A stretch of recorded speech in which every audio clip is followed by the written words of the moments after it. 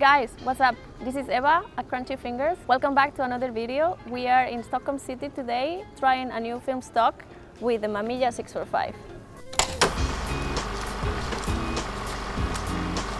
So this camera is a very good finding on the Swedish eBay Tradera. It was out on an auction for an incredibly cheap price for what the kit had, which was the full body, 2 lenses, 2 backs, metal fine prism and an auto winder. The guy that got it actually didn't know how to make it work. He said that he wasn't able to get the shutter fire. We thought that it might be one of the easy solutions, and we got ahead to get the camera. And when we got it, we realized that actually something else than just the easy solutions was wrong. We decided to, of course, go ahead and open it up and try to find what was broken. We weren't able to make a fire at the beginning of getting the camera at all, and then after cleaning some parts inside, we were able to make it fire, but still the mechanism that cocks the shutter is not completely working. After digging and getting to know how the actual system works, we realized that we can still use the camera, although in a very unconventional way. So you are gonna see me that I'm gonna take photos with this camera. I'm gonna be able to fire, get the shot, but it's gonna be locked. And to put down the mirror again, I'm gonna have to open it, click, and then I'm gonna be able to put down the mirror and have it ready for the next shot. I am super excited today to shoot with a new film stock for me. I have never used this LomoChrome Metropolis, and I'm pretty sure this film is really good for city street shots because it has super desaturated colors, which I dig a lot. I really like it. I am just going to put it in and hit the road and try to get some nice street shots. To load film in this camera, basically you open here and it has an insert inlay for the film. You need an empty spool in the bottom part. It's a creative type of film, so Lomography says that it can be rated anything from 100 to 400. I am going to, by default, have it at 200, and unless I really want to shoot at a specific f-stop that I cannot get with 200, I might pull it up to 400. The way you do this is actually going to go from here down here. And what we want is to build some tension and then start rolling it. And then we are going to line up this start with the arrow over there. Perfect. We go back and we put it with the number looking at us. And we have to press until it's completely down. And then we close it, move this. We see that it's moving over here. So the bottom spool is actually one and it's cocked. Yeah, I'm gonna shoot this at f11. It tells me it's perfectly exposed.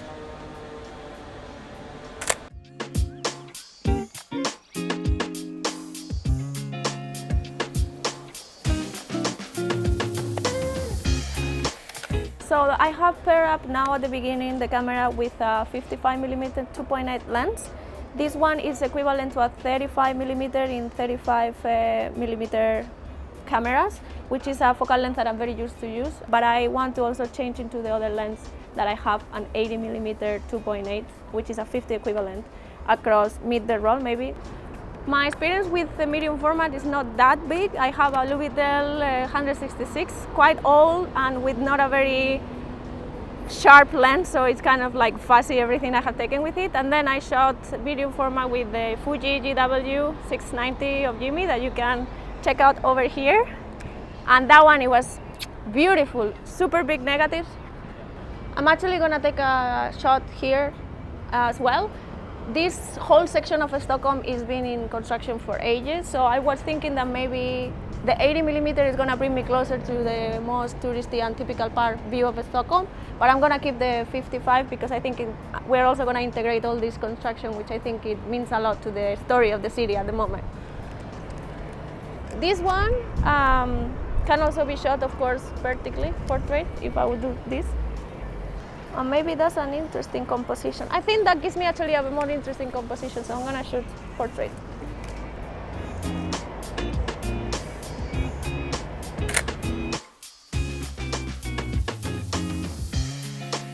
I'm pretty excited about this shot. I was able to have all the buildings, a bus, and a stream of people walking in the foreground. So people in the foreground, the bus in the middle ground, and then the city in the background, and I think that's going to look pretty sick.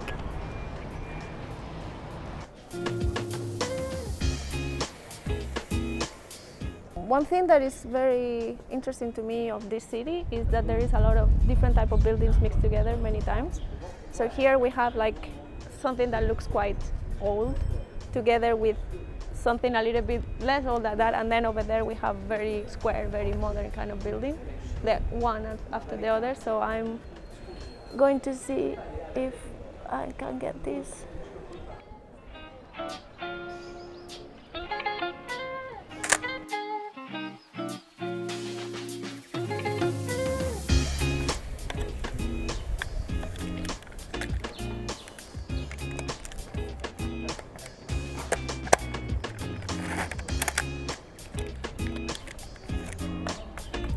Ready for a new shot. The camera came with an auto winder, as I said in the intro, but we got this manual crank later, and to be honest, it's so much more satisfying to crank manually after every shot than just like I'm gonna try to get a shot here. I'm gonna just wait for something interesting to happen.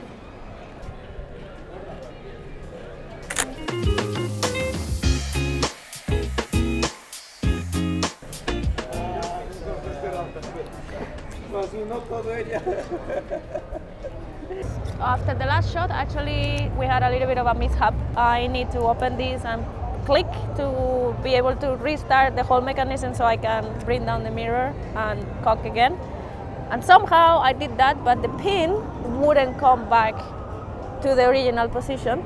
So I was freaking out a little bit.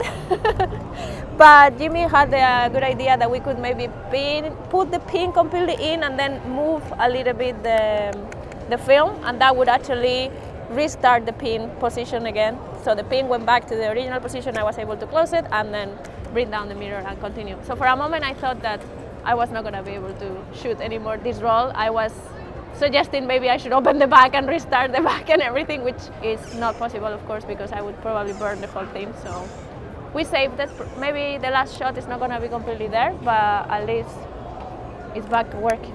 So we're taking a break, drinking something, and continue shooting. I'm going to see if I can compose something, being a little bit subtle, but not too late.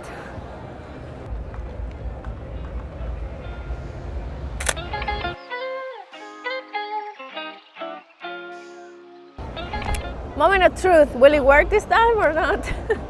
We open the back, the pin is in, so we just press it, and it's supposed to go back to being longer. Yeah, it did. Nice. Now it's longer, we close, and then we're ready.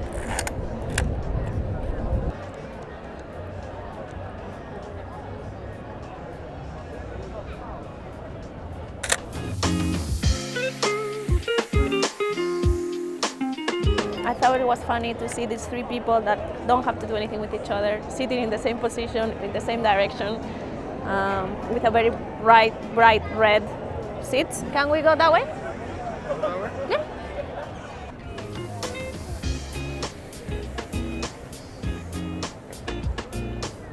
I am very into symmetries and those kind of shots. Like, I just die for them, so I am gonna do my signature type of shot right now. Maybe I will wait for someone to pass by to kind of maybe get into the frame. That will give it some break, all the symmetry and all the staticity of it.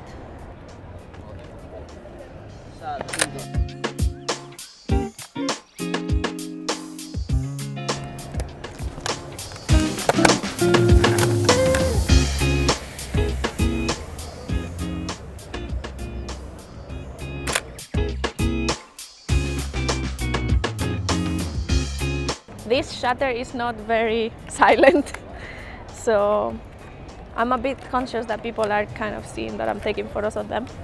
Change from the 55 to the 80mm, still 2.8, which is very nice if the light's coming down.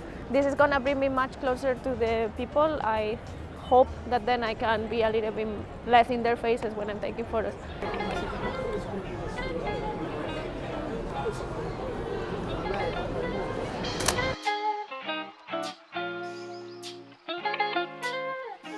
Doggo captured.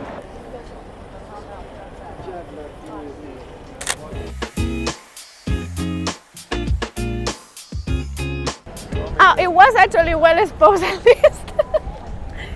And the focus, I can't say. Sorry people if it was out of focus. The thing about these lenses is that they are made for portraits, so they focus really well close by. So there is a lot of margin for you to focus things that are close to the lens, but when it's far away, it's like everything or nothing basically kind of thing.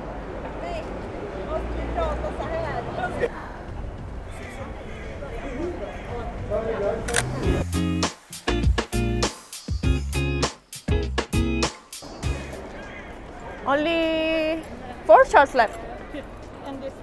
That's how it goes when you actually take photos. Jimmy here has been like patiently waiting for me to decide to pull the trigger. But I know that he would like me to take more photos than what I do.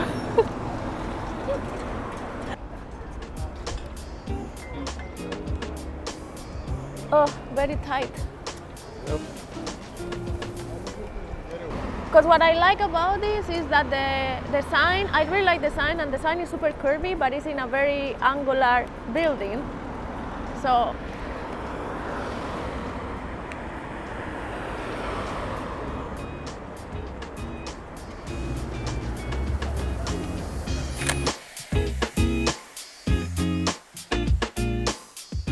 we'll see how those angles do.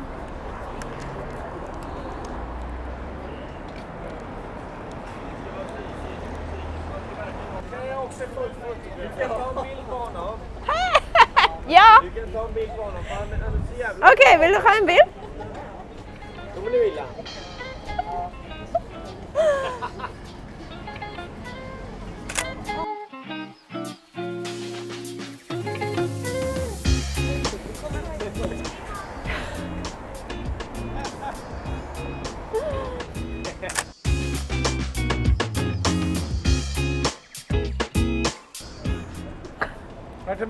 Det var bra.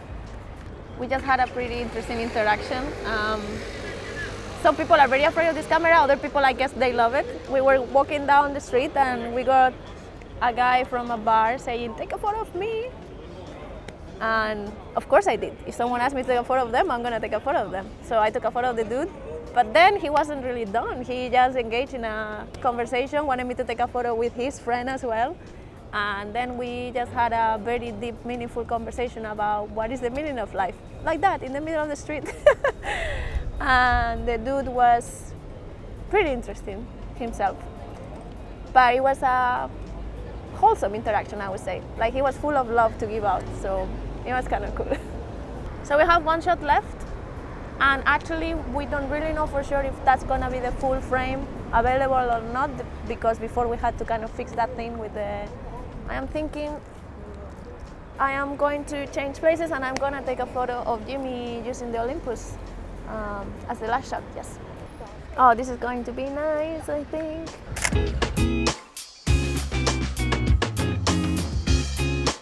Okay, guys, so I think this is all for this roll. Let me see. Yep. We are done for the Metropolis. Well guys, this is all for today. Thank you, lovely watchers, for being with us one more time. If it's the first time that you're here, please click the subscribe button down below and leave us a comment. Tell us what you think about this video. And of course, drop a like, thumbs up, that would be great. It really helps the channel. So thank you for being with us and hope to see you back in the next video. Bye.